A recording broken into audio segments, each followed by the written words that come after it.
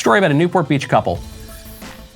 Young guy, good-looking couple, young, a surgeon and his wife, and they're apparently swingers, and they got in trouble because they went to a bar and they picked up these women and then brought them back to their place. And then the women say that they kind of came to. The women think that they were drugged and that this couple, this young surgeon and his wife, were actually preying on them and were drugging them to get involved into all sorts of weird stuff back at their place. And so when the women came to, they said, we got to get out of here, whatever, and they left, and they go after them. Well, the charges were just dropped against the Newport Beach surgeon and his girlfriend.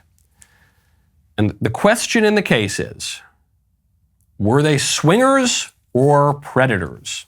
In fact, that's this article here on Yahoo News asks that very question. Were they swingers or were they predators? Was it just fun, kind of consensual gallivanting, or was there something dark and nefarious here?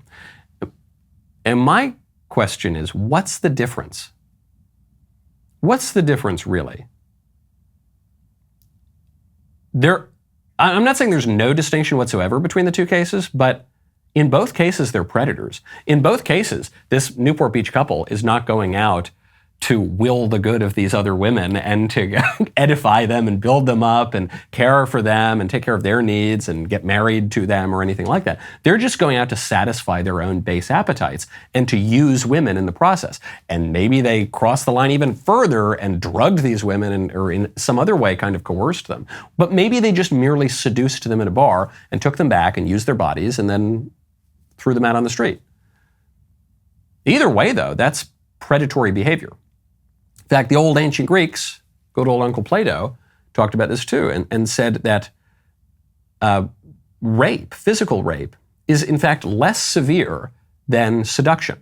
Today in our modern society, we think that's crazy. What are you talking about? Seduction, that's consensual. But rape, that's one of the worst crimes. Yeah, rape is one of the worst crimes.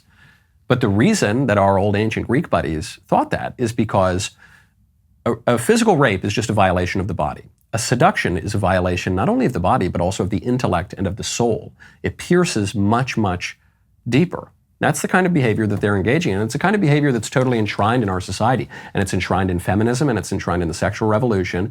And it's an idea that as long as you can get someone to meekly mutter yes, that you have the right to do whatever you want to satisfy your own base desires. It's an idea of pure selfishness, and it's an idea of predation and predatory behavior. Are they swingers or predators? What's the difference? Right now, go to Genucel.com/Knowles. Our friends over at Genucel sold out of their dark spot corrector, and our listeners have been begging for a restock, begging on their hands and knees. Well, I've got great news. Just in time for the summer, it's back. Genucel's famous dark spot corrector has not one but 3 cutting-edge ingredients and goes to work fast to target sunspots, dark spots, liver spots, and even old discoloration both on your face and your hands.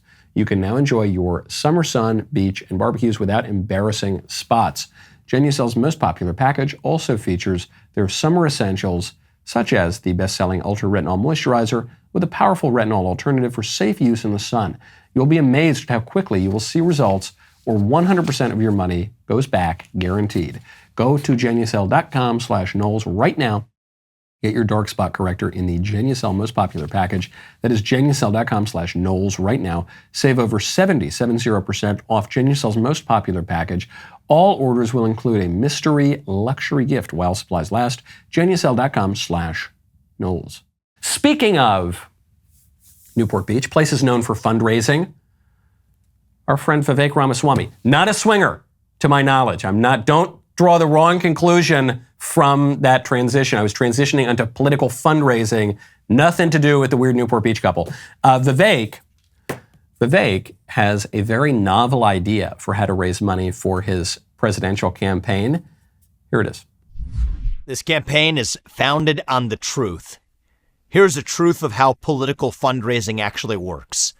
There's a tiny group, it's an oligopoly of people who raise money, bundling and otherwise, who get to keep a large percentage, sometimes up to 10% of what they actually raise. That doesn't make any sense to belong to a small group of people. I don't like this system as it exists. But if that's the system we're going to have, my view is let's democratize that and make it possible for everybody to make money as well. So if you're supporting me and you're part of this movement and you want to help us actually raise that money, join my kitchen cabinet. New program we're launching where you help me raise the money. You get a unique link to do it. We'll have a special relationship. I'm going to keep giving you phone calls, telling you how I think you can be most effective for us.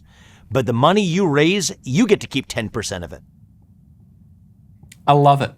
I think it's a great idea. He's right in that there is a class of people called political fundraisers, and they work for these campaigns, and they raise a boatload of money, and they get to keep a decent chunk of it themselves. That's their job. So he's saying, why are we doing this? Why are we creating this professional class of political consultants? Politics is supposed to be about you. It's supposed to be about ordinary citizens and personal connections. So I'm going to increase that personal connection to you, and I'm going to incentivize you. Don't we support market incentives here on the right? Yeah, I think we do. Don't we do that in America? Yeah, I think we do. So we're going to incentivize you to raise some money. Some people are disingenuously calling this a pyramid scheme. This is not a pyramid scheme at all. A pyramid scheme is where you sell some stupid product, and then you convince other people not only to buy your product, but to sell that product for you, and then you get a cut of what that person sells, and then they do it, and they do it, and they do it, and it keeps going on and on and on, and the idea is you build up this kind of funnel into a pyramid. It's not anything even close to what Vivek is saying. He's just saying, hey, if you raise some money for me, you get 10%. That's it. No pyramid, no multi-layer, no, you just, whatever you raise, you get 10%. I think this is a great idea. And the best part of this, it's not that he's raising money. Vivek doesn't need money. He's a very wealthy man. It's not that, I don't know, that people are going to make a ton of money on this. People might make some money, but they're not going to make an insane amount of money on this. The best part of it is that he's trying something new. He's shaking up the race in his campaign promises, in the way he's conducting the race, and even in the way he's conducting the operations of the campaign. Even not just the way he's conducting social media ads, but the way he's conducting fundraising. He's coming to this race with the out-of-the-box vision of an entrepreneur, which is what he is. And this is why he keeps jumping up the ranks in this race. Vivek right now nationally is in third place. And this is the biggest positive probably about Vivek's presidential campaign. And it's so shocking that this guy who pretty much nobody had heard of 6 months ago is now the number 3 guy in the GOP race for president. And it's the biggest knock on the number 2 guy in the race, Ron DeSantis, who's got so many great things going for him. He's a very impressive person. He's very intelligent. He's done a great job in Florida. He would probably make a great president, but his campaign is stuck in the rut for precisely this reason. All Vivek is doing is just trying new stuff, shaking things up, throwing spaghetti at the wall. And all the DeSantis campaign seems to be doing is doubling down on a strategy that is slowly losing them support. And if they don't turn it around, it's going to seriously hamper their chances, if not totally foreclose their chances, of making it to the nomination. Boy, wasn't that a great clip? Now make sure you ring that bell, subscribe to the Michael Knowles YouTube channel. We'll see you next time.